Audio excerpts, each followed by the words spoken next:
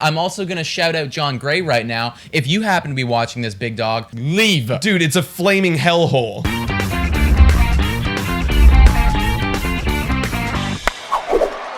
Hello, everybody, and welcome to Blue Jays Today, where we always have something to say about the Toronto Blue Jays. I'm your host, Adam Peddle. And I'm your host, Nicholas Playalog, and today we're going to be talking about a guy your favorite team is probably calling about. Jon Gray, pitcher for the Colorado Rockies, and specifically if he is going to either the Yankees, the Dodgers, or the Toronto Blue Jays. Before we get into that, guys, please make sure to like and subscribe if you're new and you enjoy baseball content. Also, Today Jays is our code for Monkey Knife Fight and for Manscaped, so hop onto those. You'll get some sweet deals, and $3 a month, you can become a Patreon. Call into the show. It's a great time. All right, my friend. Jon Gray, pitcher for the tanking Colorado Rockies. They better be.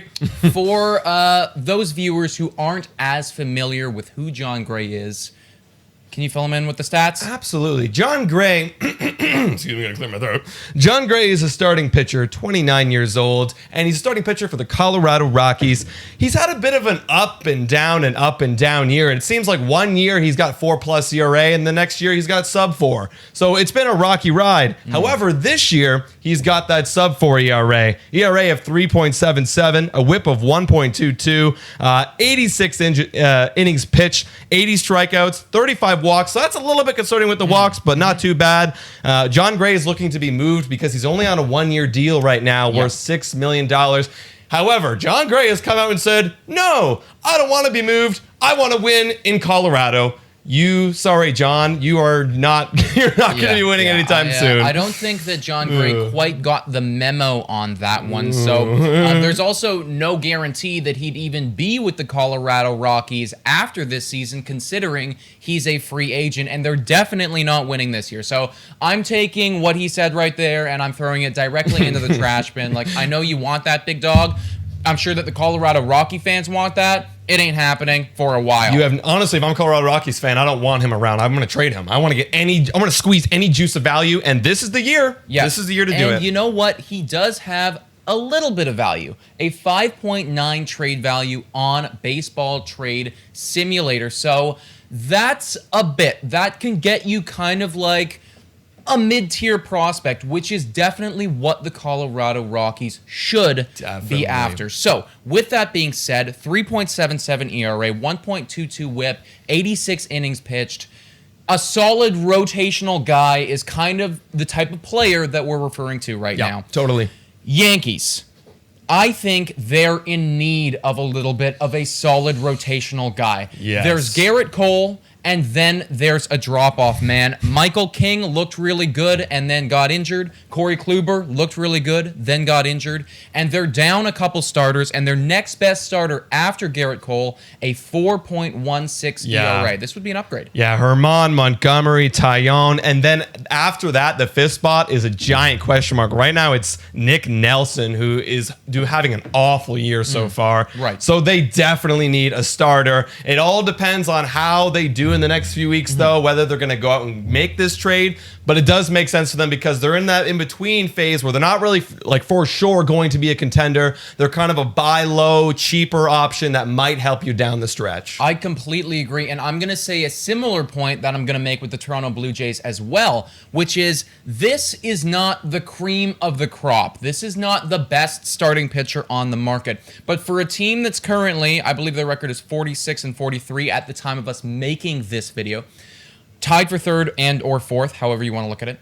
A team that's not entirely sure as to what their identity is yet, if we're buyers, if we're sellers. This would be a nice little buy that gives you a bit of an oomph, but it's not going to cost you a crazy amount of prospect capital. So you can spend that prospect capital maybe next year. Now, a team that has always prospect capital and has a lot of money and always seems to win every freaking time. And we're talking about the LA Dodgers, of course. LA Dodgers are a really interesting story because coming into the year, their rotation looked rock solid. They looked like they didn't even need to go out and make any trades at all.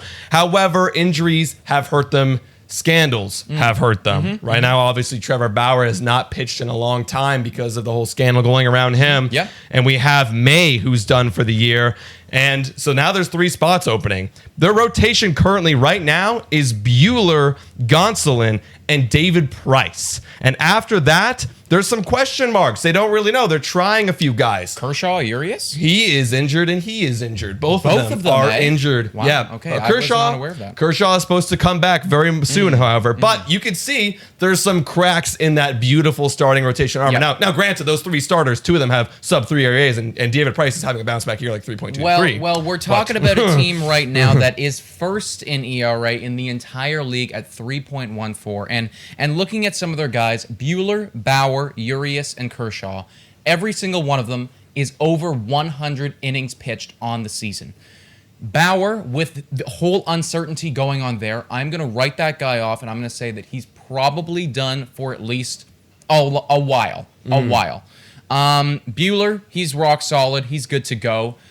Urias and Kershaw, if they're injured, that's definitely a problem. So they've only been rocking a 4-man rotation the whole season to begin with, because their next starter is at 36 innings pitched on the year. So they were doing kind of like a Gonsolin for 3 or 4 and then putting in bullpen pieces. If you lose Bauer out of those guys, and now Kershaw's dealing with injuries, Urias dealing with injuries, they definitely need to go out and target a guy. Now, here's why I think it makes sense.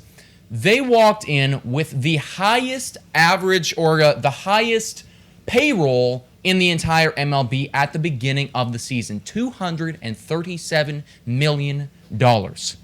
They went out, they paid for Trevor Bauer. That investment isn't looking too hot right now. If I'm the LA Dodgers, I definitely want to win now.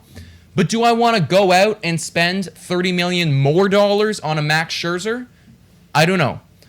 Maybe a $6 million investment to just shore up that rotation a bit and let my offense carry me might be the way to go. See, yeah, I hear what you're saying, because I was thinking about that too. Definitely the Scherzer's off the table for them because it's too expensive. But Jon Gray, however, does play for the Colorado Rockies in their division, and baseball teams do not trade in their division, because you're just trading the same guy that's going to come back and beat you. Yes. And it just does not make sense. So that's one reason why I don't think they should. Maybe they should go for someone more like Kyle Gibson that has another year and is kind of in between like a Scherzer and a Gray in terms of money-wise. So for me, that's the one kind of might not happen for them. Yeah. But, I hear you. yeah. I definitely hear you on that. Also, too, looking at prospects for them, there isn't one clear prospect that makes a whole lot of sense, like equal trade value. I was looking at the Yankees. Their 9th ranked prospect. He's a pitching prospect. Alexander, gonna butcher this. Vizcaino at 5.4 trade value might make sense. The Dodgers don't really have a guy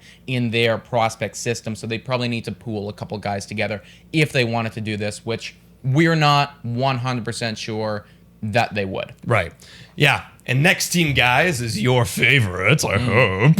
The Toronto Blue Jays. Now, Toronto Blue Jays were in the exact same boat as the New York Yankees. Yes. Except our window is a little bit longer, right? So we're kind of looking at guys right now in the trade market that have a little bit more longevity on their contracts. However, Jon Gray only has a 1 year, but he does fit our boat because he's a low medium option, not the highest expensive like a Scherzer or even a Gibson for that matter. Yeah. So this guy would be perfect, and our rotation right now is looking pretty solid. Like, you could honestly just replace Steven Matz if you truly wanted to. He is serviceable, but you could replace him with a Jon Gray, which is an upgrade. So it's not that huge of a need, but it's cheap enough where the Toronto Blue Jays can make a move. I think that this guy reminds me a lot of a Taijuan Walker last year. You know, it's not the all-in move that we're looking for. It's not the headline Jose Barrios, but it's also like, hey, this guy's going to help, and he will win you some ball games, and if you run into some injuries,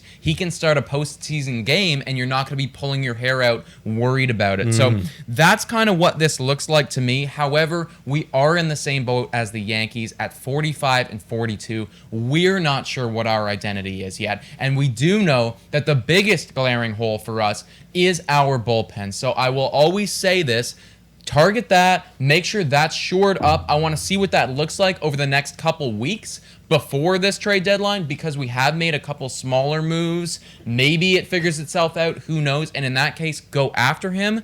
But with the uncertainty, I'm not sure. Right. Yeah, for me, I feel like it's going to come down to whether it's going to come down to all in the next 2 weeks, whether the Yankees can pull ahead. If they start pulling ahead and we start still being 500 baseball, then they're going to beat us to the punch. I would say they would beat us to Jon Gray. I don't see LA Dodgers making this move. But for us, however, if we pull ahead, we might get Jon Gray. However, you did make a good point. That bullpen would be our first priority. We're going to spend all of our shots there first, then Jon Gray. Whereas Yankees, their priority is going to be Jon Gray. So if I were to put any money on it, my money going on the Yankees. I do think that if I had to pick one out of these three teams, I would also say the Yankees. I do just want to throw out there for those Blue Jay fans who knows, Otto Lopez is kind of the prospect that we might be looking at to like meet them in the middle a little bit as far as value goes on Baseball Trade Simulator. So again, a mid-tier ranked prospect, anywhere from like the 8 to 13 range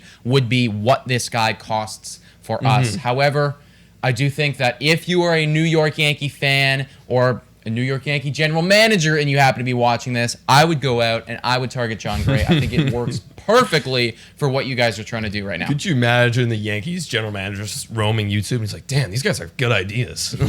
Well, here, if that's the case, then I'm also going to shout out Jon Gray right now. If you happen to be watching this, big dog, I don't know what the hell is going through your brain right now, my guy, but dip out.